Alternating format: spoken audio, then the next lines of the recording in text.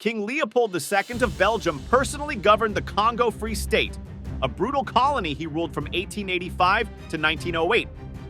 As the sole administrator, he wielded absolute control over its resources without oversight.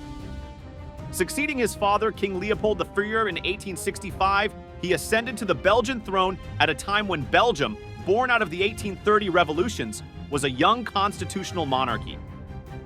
Despite having limited power domestically, Leopold II envisioned colonial expansion as a means to bolster his influence and wealth. Belgium, enjoying industrial growth under his reign, saw Leopold primarily remembered for founding and owning the Congo Free State. His pursuit of ivory and rubber resources led to infamous exploitation and suffering among the Congolese population. He believed colonies were crucial for a nation's historical significance and economic prosperity, viewing them as avenues for spreading Western civilization. Facing opposition from his government, which deemed colonialism outdated, Leopold II sought alternative routes to acquire the Congo and expand into sub-Saharan Africa, largely unclaimed by European powers in the mid-19th century. In 1876, he orchestrated a geographic conference in Brussels to legitimize his ambitions, proposing the establishment of the International African Association, later known as the Congo Association, and then the International Congo Association by 1879. This entity provided a veneer of legitimacy, pledging to end the East African slave trade, ensure free trade in the colony, and enact humanitarian policies, deflecting criticism and justifying Leopold's colonial pursuits.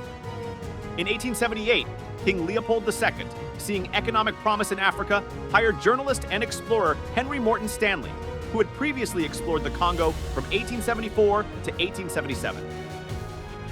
By 1879, Stanley was tasked with surveying the Congo River area, building infrastructure, and negotiating treaties with local chiefs under the guise of promoting free trade and ending slavery.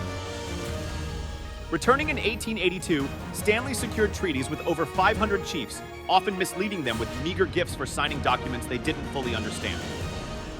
Leopold seized the opportunity during the scramble for Africa and manipulated the Berlin Conference, 1884-1885, to secure control over the Congo River Basin, renaming it the Congo Free State and ruling over an area 8 times Belgium's size. Despite international pledges to end slavery and protect locals, enforcement faltered, allowing Leopold to exploit the Congo for rubber demanded by growing industries. Indigenous people suffered under brutal conditions, facing quotas and severe punishments like mutilation or death for non-compliance.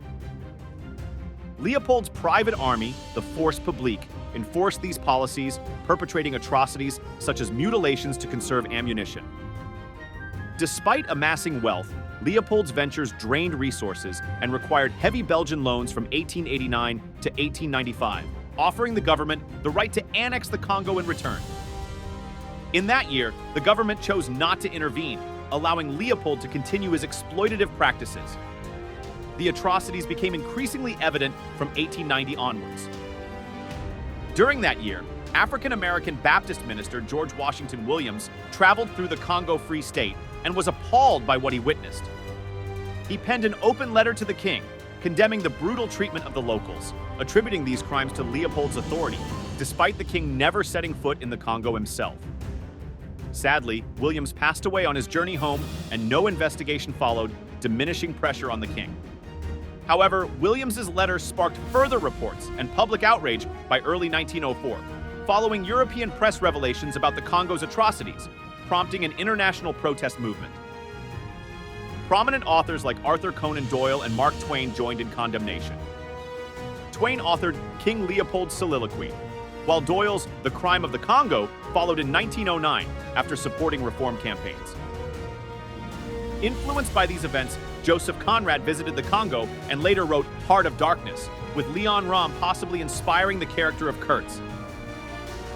Estimates suggest up to 10 million people perished during the Congo Free State's existence, nearly half its population. In November 1908, under pressure, the Belgian government compelled Leopold to relinquish control of the Congo Free State to Belgium, effective November 15, 1908.